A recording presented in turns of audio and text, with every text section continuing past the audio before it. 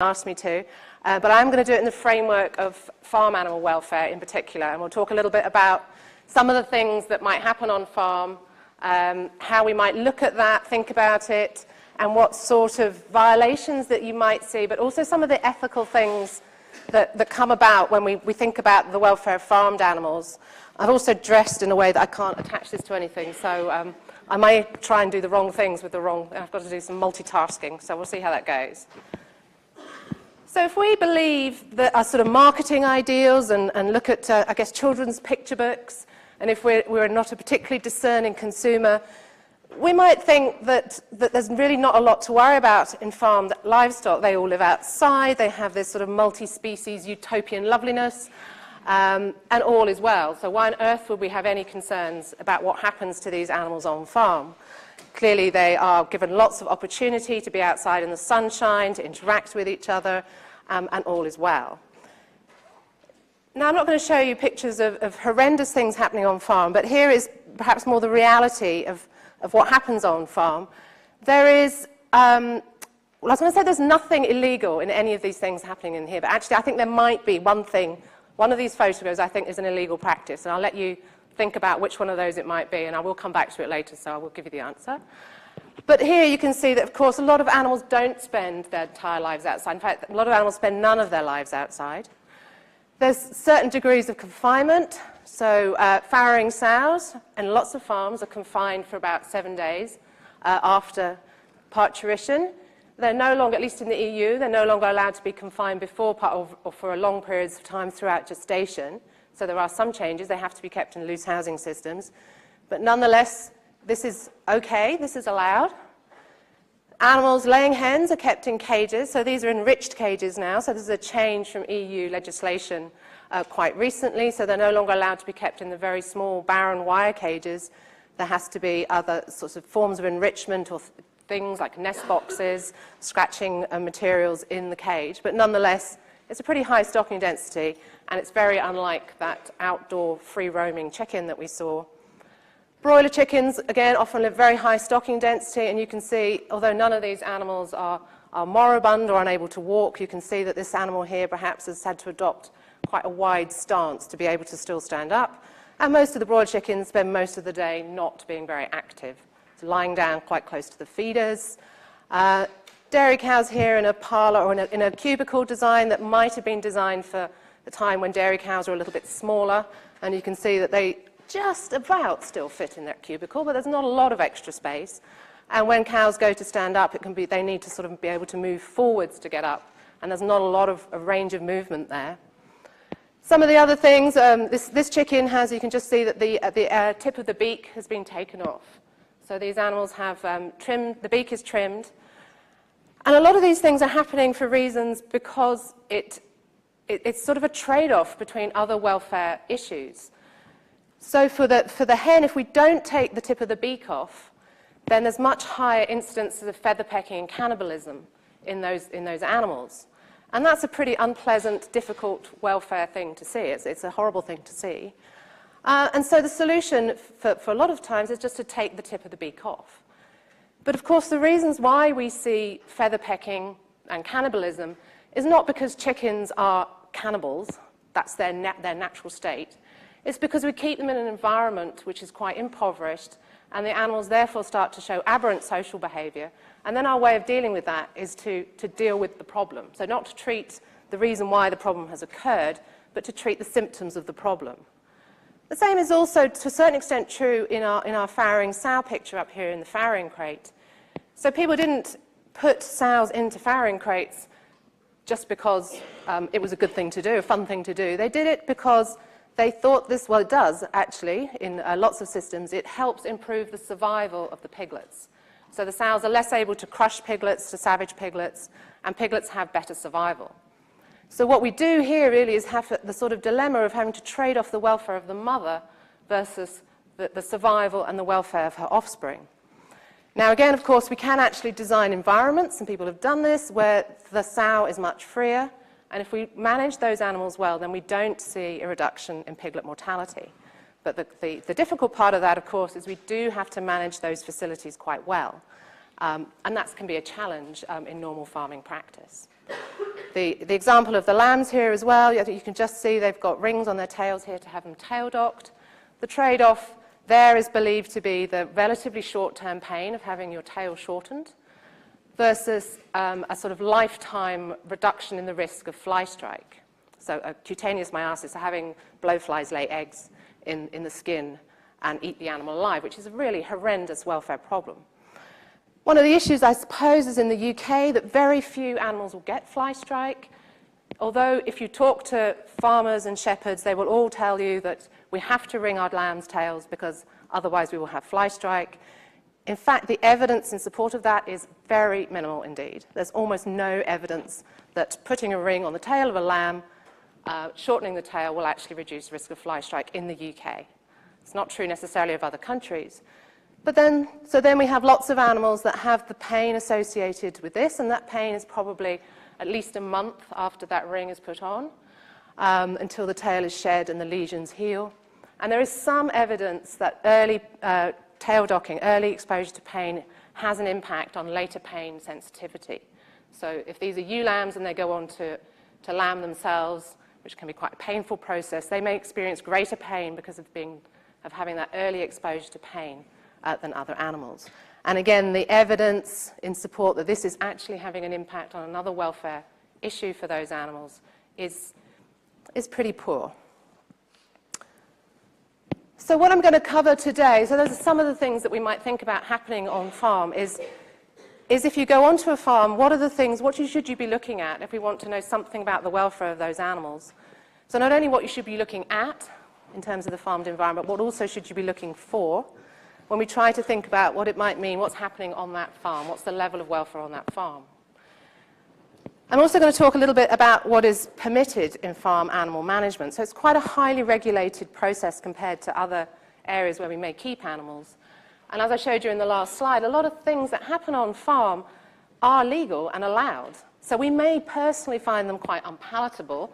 We may have difficulty seeing those things on farm ourselves.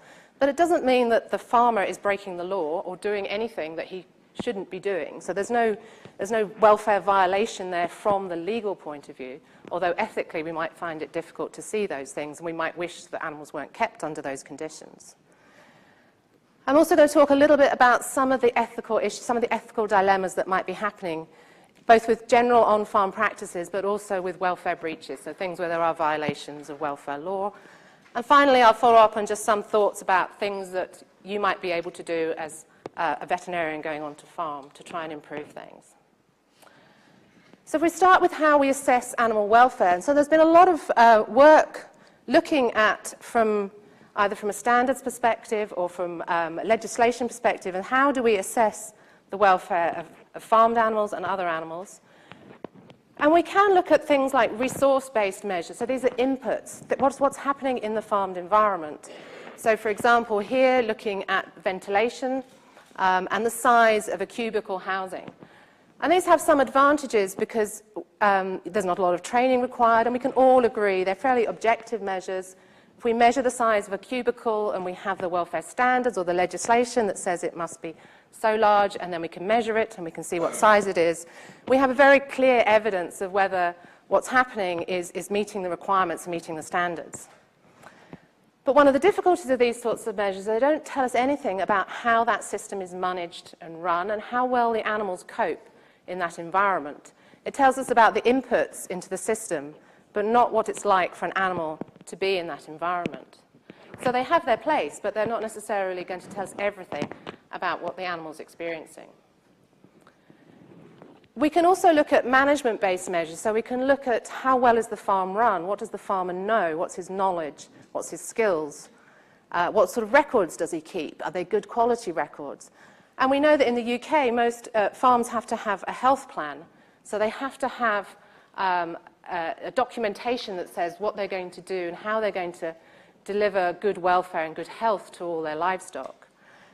So this has some advantages because it should be written in conjunction with their vets. So it brings the vet onto the farm to discuss with the farmer what's going on his farm, what are the risks for health and welfare on his farm, and how can he go about trying to mitigate those over the course of the next year. So it could be a very powerful tool if it's managed and used in a particular way. But if you come and sit around the kitchen table with the farmer and he tells you how he thinks his farm should be run, and you tick a few boxes, and then it's laminated and hung up in the downstairs toilet, it's not really having an impact on how the animals are going to be managed, and it's certainly not having an impact on the animals itself. So if we are going out and looking at those animals and working through the risks present on that farm and the challenges present on that farm and what is the mitigation strategy, then it becomes a powerful tool where we could look at that and see how well it's assessing animal welfare. But it still doesn't necessarily tell us how well the animals are coping on an individual or a group basis. And for that, we really need animal-based measures. So this is where we go and look at the animals themselves, and we look at various things about how they're coping with their environment. We may look for particular measures of lameness. Do the animals have a good dentition? It's a picture of teeth as well, so we've seen teeth already this morning. How well are the animals coping in the particular environment? What's the environment like, and how the animals are using it themselves? So these are usually, in an animal welfare science perspective, these are the sort of measures that we think are more important and are better able to help us understand. These outcome-based measures are better able at assessing animal welfare in terms of the animal's experience in the environment in which it's placed. And there have been, over the last 10 years or so, a number of large European projects that have developed animal welfare assessment protocols, or detailed protocols of how we might assess farmed animals based on these animal-based measures. So the first of these was welfare quality, which was a project that ran from about 2004 to 2009, and produced these welfare assessment protocols for pigs, cattle, and poultry. So these are very comprehensive, but they take about 8 hours to run for the cattle project. So it's not something, as a vet, you're going to be running as you arrive on a farm in the 10 minutes that you might have before you're going to meet with the farmer and have a conversation about why you're there. So they have some value because they're full of animal-based measures that have been validated and checked for reliability. So all those things are really useful. But in terms of a practical way to assess animal welfare, they do have some limitations. So the second project that followed on from this was the AWIN project, which ran from 2011 through to 2015, and did much the same sort of assessment work, but for sheep, horses, goats, donkeys, and turkeys. And this project was obviously learning from the experience of welfare quality, and so has a reduced number, so it's a little bit quicker to run, and also it produced these apps, some mobile phone apps that allow you to assess welfare. So some of these are things that are much easier to use in a practical context because you can take it on farm on a phone or on a tablet.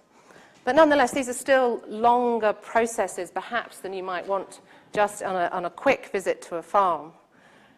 So if we could take from those some things that might be useful tools to go out onto farm and to use as a quick way of assessing how well is the animal coping in a particular environment, alongside anything else that you might be on the farm to do. So these are some of the measures that appear in both those, the welfare quality and the AWIN protocols, that can be quickly and simply used on farm. And the first of these is really what most of us would use anyway if you're an animal keeper, is to look at the animal's demeanor or its body language or how its way of interacting with the environment. So whether it's bright and alert, anxious, fearful, dejected, apathetic, calm and relaxed, and so on.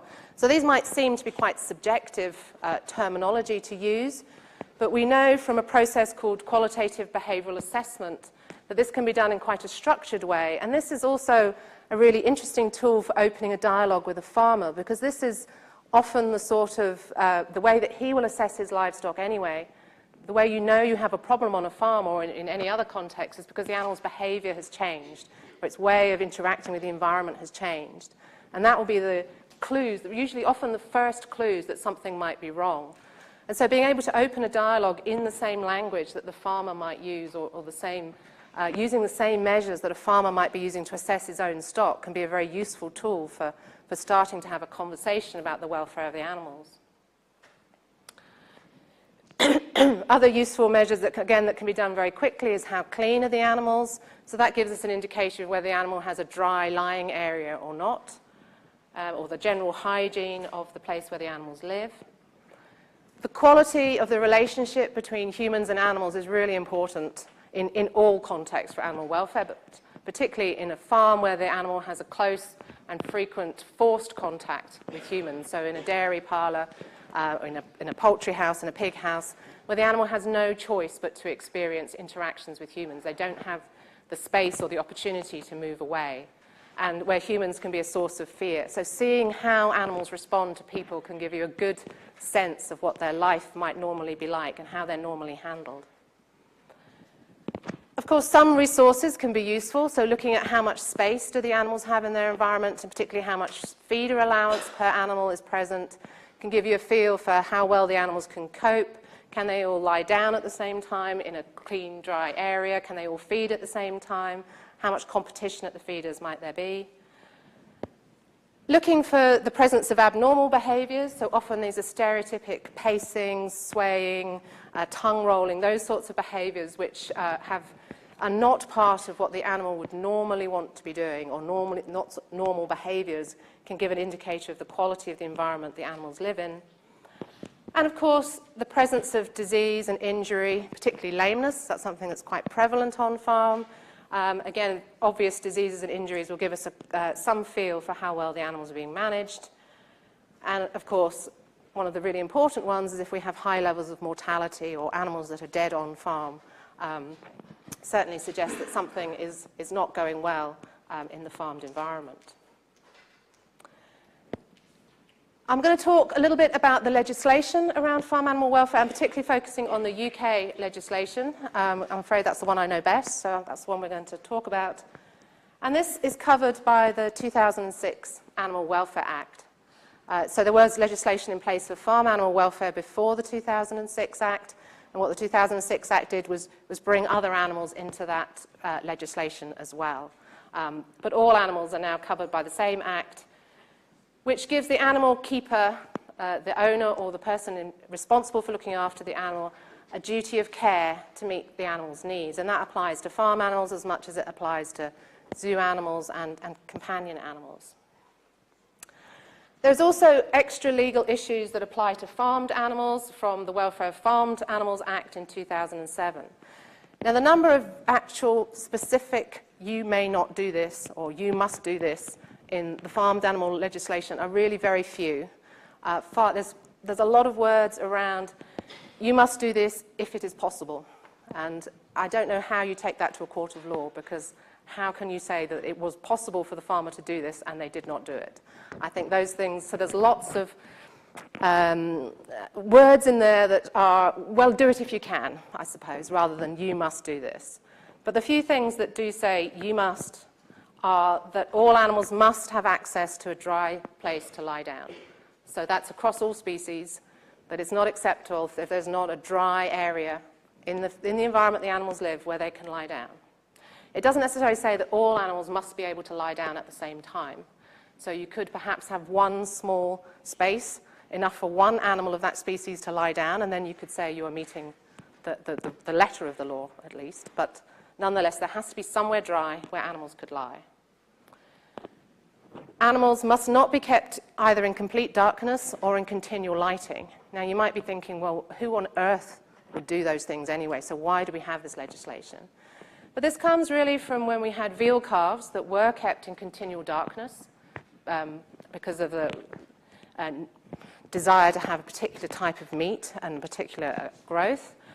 And poultry have been kept under continual lighting, or 23 hours lighting schedules, because that is believed to increase growth. So those things are prohibited. The animals have to have a certain amount of darkness or a certain amount of daylight during the course of a 24-hour period. Electromobilization is prohibited, so you cannot use electrical stunning to keep an animal still while you carry out a procedure on that animal. So we know there's good evidence that those animals are paralyzed, but they're not unconscious, so they are aware of what's happening to them, and that is prohibited. And then we have this really interesting term of avoiding unnecessary suffering. And I don't quite know what necessary suffering looks like and where it then becomes unnecessary and necessary. But nonetheless, that is written into the Welfare of of farmed animals, that we must avoid unnecessary suffering. And I guess there's an interesting conversation to be had around what suffering is necessary and what is not. There's also some additional conditions that apply to calves, cattle, pigs, laying hens, and to rabbits. But there's no additional conditions for things like sheep and deer, for example, fish.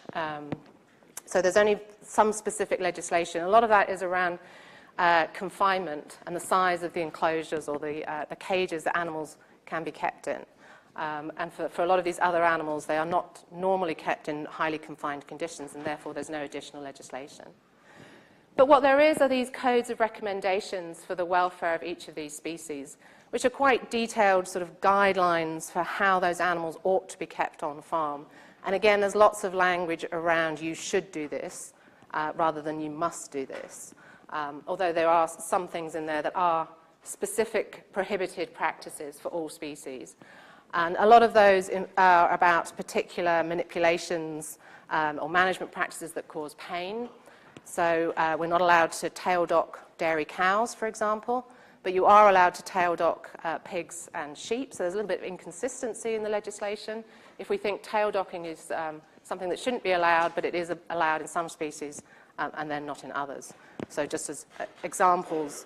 There's also prohibited practices around when an animal can be confined and how much confinement is acceptable for a particular species. So there's a species-specific prohibited practices. And really what underpins, at least at the moment in the UK before Brexit, the EU legislation sets the minimum standards of animal welfare for all EU countries. So across the EU, we are all supposed to be at the same minimal level for animal welfare. But a lot of countries then have enhanced conditions on top of that, so local conditions about what is and what isn't allowed. So, for example, there will be practices that are allowed in the UK, such as tail docking and castration, for example, in particular species, but are prohibited in other countries. So some of the Scandinavian countries do not allow tail docking of pigs and sheep, for example, and some don't allow castration. So we have this minimum, so the EU doesn't say you may not do these processes, but some countries choose to have enhanced legislation. So given that the law doesn't really have a lot of things that are prohibited in terms of the management of farmed animals, and a lot of those prohibitions are things that were probably not very commonly used in practice anyway, or at least people have come to live with them. So the numbers of animal welfare violations are not perhaps as high, or the number of prosecutions is not as many as you might think. And also they tend to be prosecutions in sheep and beef farms in particular. So at the moment, if you look at the legislation, there's around between about 60 and 80 prosecutions per year for, under the 2006 Act. And the vast majority of those have been in farm animals.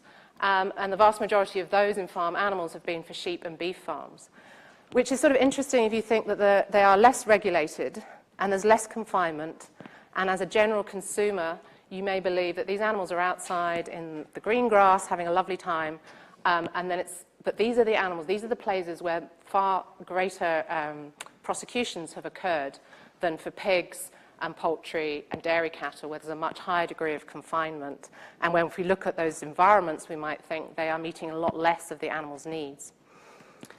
And that is because the Act is not very specific, and a lot of those prosecutions occur under cruelty legislation or because those animals' needs have not been met. This is an example. Apologies, Morgan, I didn't realize your affiliation with cattle.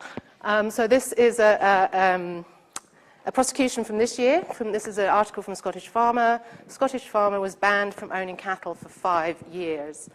This is a photograph of one of the Highland cows on his farm. And he was, I think what's interesting about this prosecution is that the reason why he was prosecuted was because he had failed to provide suitable nutrition and drinking water, so he hadn't met the animal's needs for good nutrition, and he had failed to provide adequate shelter from adverse weather, and he had failed to provide a clean, dry resting area to these animals. So it was because he had failed to meet the animal's needs, as written into the 2006 Act, was why he was prosecuted, and then he was banned for keeping cattle for 5 years. And I think yesterday there was something in the news about an increase in the sort of sentencing that people will get for animal welfare violations. But at the time, in February this year when he was prosecuted, that was a reasonably high level of prosecution. And you can see down here that that these are the people who did the job, and you can see that it was vets from APHA that led to that successful prosecution. So it was the vets who'd been on the farm, had seen the conditions, who drove some of that activity. And actually that was the vet who led this was one of my former PhD students, so it's very nice to see that that's having an impact in improving animal welfare. So that's what happens when things go seriously wrong. But often a lot of what happens on farm are not in that sort of level of gross abuse or gross violation of the legislation. Often things that happen on farm are much smaller, more persistent, more ingrained violations of the legislation. So this is one example, and you'll see this photograph is here from the previous slide when we said there might be an animal welfare law legislation violation. So the law in terms of tail docking in sheep says that you can use these tight rubber rings, so they can be placed on to restrict blood flow and cause necropsy, necrotizing tissues. They can be put on the lamb in the first 7 days of life without anesthesia and without analgesics. And so this is a very common way of tail docking. About 98% of farmers who tail dock would tail dock using this method. So the law tells us something about the time. It also tells us where we can put the rings. So the rings have to be far enough down, the tail has to be left long enough to cover the anus and the vulva. So this ring here is too tight, is too far up. This is going to be too short. It should at least be beyond there. It probably should be down here. And these lambs, it takes between 3 and 4 weeks for the tail to be shed. So given the amount of tissue that's left there, I think those rings probably went onto those lambs maybe 1 to 2 weeks ago. And these don't look like 2 to 3 week old lambs to me. They look a lot older than that. So I think that's the illegal practice, I think, from that previous photograph. But this is a widespread issue. Lots and lots of farmers don't put rings on their lambs before 7 days of age, particularly if they have very extensive hill farms. They don't gather those lambs for the first time after lambing, if they're lambing outside, until they're about 4 to 6 weeks old, and that's when they put the rings on the lambs. And this is a widespread violation of the legislation, and I don't think it's a prosecutable violation because so many people do it. I think there's a high degree of awareness that this happens, and there's no appetite for taking that to court. And there's also, if you look at the evidence and the science, it doesn't really support this being the 7-day ban, the 7-day window as being really important. There's no evidence that lambs less than 7 days old don't experience pain in the same way that a lamb 8 days old, 9 days old, or 6 weeks old experiences pain. It's slightly a convenience issue, that it's easier to put rings on young lambs if they're in the house. There is some evidence that the tails are shed a little bit quicker, so potentially because the tissue is a little bit smaller in a young lamb, so potentially the degree of chronic suffering and the size of the lesion might be a little bit less in a younger lamb compared to an older lamb. But then you also have the issue of if the lamb's in a lot of pain, it perhaps doesn't interact with its mother quite so effectively, so you may have greater mortality in those young lambs. So the law is not kept by a lot, or not followed by a lot of people, but the evidence suggests that perhaps the law is not correct anyway in how it's written. I think other areas where there's animal welfare violations are they're not really violations, but they're sticking to the letter of the law rather than the spirit of the law. So this example is looking at enrichment for pigs. So the legislation says that pigs must have a manipulable material at all times, access to, so they live their lives through their noses. And so being able to use the nose to investigate a soft manipulable material is something that's really important to pigs, and they should be given that opportunity. So you can see down here in this very enriched environment, the pigs have lots of things to do, lots of things to put their noses into. And so that's really meeting not just the letter of the law, but also the spirit of the law. The pigs have a lot of enrichment. But this is an alternative system. So the pigs are kept on slats. It's quite a barren environment. There's not a lot of things in there to do. And the way that in these environments the law may be met is by having a small stick of wood on a chain that the pig can chew on every now and again. So it still met the law that the pig has a manipulable, deformable substrate available to it. But it's very small, and if that's all you have for all these pigs in a particular group of pigs, you have met the law, but it's not really achieving what the law set out to do. And so there's lots of those sorts of issues where it's not quite illegal practices, but it's not really delivering, in terms of animal welfare, what the law was written to achieve, or what the animal might want from the legislation. There's also a lot of other welfare issues on farm which are not illegal, but are certainly cause for concern. So we know that between around 20% of dairy cows are lame at any one time on UK farms, and about 10% of sheep are lame. Not necessarily lame to this level where it's not load-bearing, or where it's much more difficult for a dairy cow to walk on 3 legs rather than 4. So often they're going to have to walk on a lame foot, come what may. And then they have these unusual postures. So these are both severely lame animals, but nonetheless there's quite high degrees of this sort of injury or pain on farm. And these are all pictures of knee injuries and hock injuries and lesions. But again, we know about 40% of dairy cows may have some of these lesions at any one time on a farm. And we think this is because there's a lot of concrete on the farm, perhaps like I've forgotten his name, the devil from homeopathy. Concrete is the devil in dairy farming systems, and contact with concrete causes, particularly if it's not bedded well, causes these kinds of lesions in animals. So these are things that are commonly seen on farm. It's not breaking the law, but certainly it's a cause of welfare compromise. And here are a few other animal welfare issues, I think, that are relatively common on farm and are particular issues if we think about meeting animals' needs. So undernutrition and hunger, we might think, well, surely if an animal's being grown for food, it should be fed well because it has to grow well. And that is true of the animals that are going to go to become food, but the breeding stock are not necessarily fed well. There are particular conditions of the breeding stock for broiler chickens or the breeding stock for sows that are deliberately undernourished, because if we feed them to appetite, then they have huge numbers of health problems, or they are unable to be reproductively active, which is their whole purpose of being there. We know that animals that are managed outside, food supply can be pretty sporadic, and if we're not providing supplementary feed in the winter, then those animals have long periods of undernutrition. Lack of access to drinking water, again, that might seem quite a peculiar one, but again, there's a widespread belief that sheep get all the water they want from grazing and they don't need additional water, which is not true, particularly when they're lactating. Again, farm animals outside, there may be no shade or no shelter, no protection from the elements. Inside, there may be no bedding or very little bedding. Feather pecking and tail biting are two, we've talked a little bit about feather pecking. Tail biting, again, another thing that happens because of the impoverished environment, and where we deal with it by cutting off the tails of those pigs rather than dealing with improving the environment. Aggression and fighting, particularly again in pigs, mixing large group of pigs, there can be high levels of aggression and damaging lesions.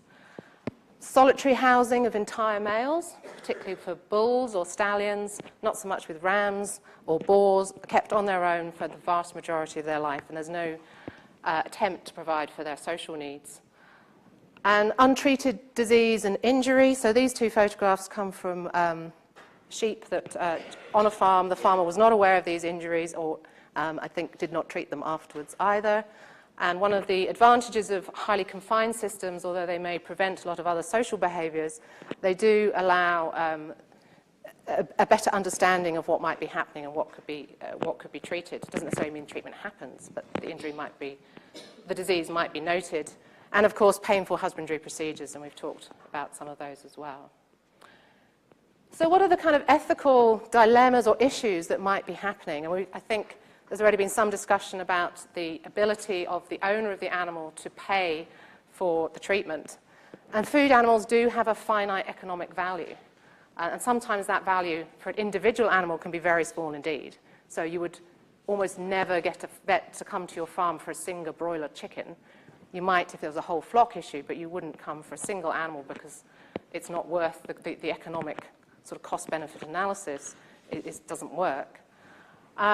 It may be that farmers are unwilling to pay for treatment or for pain relief, although sometimes that is a belief held by vets, but not by the farmers themselves. So the farmers would have been quite willing to pay for pain relief and were not offered it because the vet believed that the farmer would not pay for it. There is the issue of how we trade off the welfare of the individual versus the herd or the flock.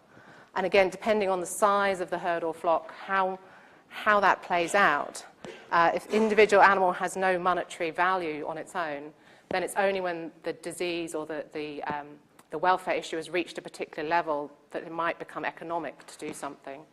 But it may also be about how we can treat an individual animal without having an impact on the welfare of the rest of the herd. So if we have to gather an entire sheep flock to provide medication to one animal, then that is quite a high cost for the rest of the flock. Although we think of the farmer having a bunch of animals that have an economic purpose, actually farmers can have quite strong emotional attachment to individual animals or have favourite animals, particularly in dairy farming where they may not have a huge numbers of animals. And there are aged dairy cows that are really should have been culled. They have chronic lameness, they may have chronic mastitis, but they were a favourite animal to that farmer because once back in their lifetime they were an amazing cow who was a high milk share, and they're reluctant to, they kind of let's let nature take its course rather than do anything to cull that animal. Some animals may have higher economic value than others if they're high genetic merit stock or breeding stock, and they'll be much more likely to be kept alive with chronic disease or injury rather than animals that are less valuable from a genetic point of view. I think it's a really important point that often animal welfare problems have a human welfare component. So a lot of the prosecutions on sheep and beef farms are because the whole system has broken down, often because there's an issue with the farmer as well. So there can be farmer mental health issues, there can be domestic issues, there can be physical health issues. And if you're running a family farm and one family member is sick, then that can have a massive impact on how well that farm can run. And often farmers believe they have no choice in how they treat their animals. So we've done some work on alternatives to castration in lambs. And if you talk to farmers about it, they understand that what they do causes pain. It's not lack of recognition, but they don't think they have another option. So they're doing things that they're not comfortable with, but they don't know how to manage their farm without doing it. And I think that's quite an important thing to bear in mind if you want to make change, that often those things are not economic and they're not attitudes or beliefs. Sometimes it's about time. I don't have enough time to take food. I cannot get food to my animals on the hill. Or I castrate the lambs because I don't have an alternative way to do it and I don't have an alternative management system. So I don't have a choice. And so I think those things are really powerful drivers of behaviour on farm, and I think it's important that we keep those in mind. We can't demand that somebody does something differently if they have no alternative. So finally, I've probably gone way over time, what could you do if you go onto the farm? So if there's really significant welfare violations, where we know the animal's needs have been completely ignored, or there's cruelty, or the whole system has really broken down and is not functioning, then there are a number of legal avenues or places to go. So the local authority trading standards will license businesses, which includes farms and other animal facilities. The Animal Plant and Health Agency also has responsibility for inspections and for when there's animal welfare violations, which in Scotland they do in partnership with the SSPCA, but the RSPCA is also another source to go to if you believe that there's welfare violations. Lots of other welfare issues are not necessarily illegal, although they might be on the margins, or they're not prosecutable. So they may be breaking the law, but it's unlikely that you can pursue that to a point where you would get a prosecution, someone will be banned. And actually, even the significant welfare violations, going to a court of law is not the first choice. It's always about trying to bring about change in the lives of those animals, and it's only when that hasn't worked or that's failed is where it ends up going to the court. I'm a big believer in communication. I think if you talk to people, you can get a lot further than, and talk to them in a positive way about alternatives, ask questions about why people are doing what they're doing. So a lot of the tail docking legislation it says that you should only tail dock if you have a significant problem with tail biting and you don't have a choice. Now, lots of farmers will still tail dock piglets without really thinking about that. So even asking those questions about, do you have an issue with tail docking? Why is that? Do you think you could add more to the environment? Could we change the environment to make things work? Are all ways that don't necessarily have an impact straight away, but at least if you can plant a seed, that might start to have an impact, and you can suggest alternatives. And I think going in and telling somebody with 50 years experience on a farm that they're wrong and you're right is never a good way to get change. I think you need to open a dialogue and try to suggest that perhaps there are other things.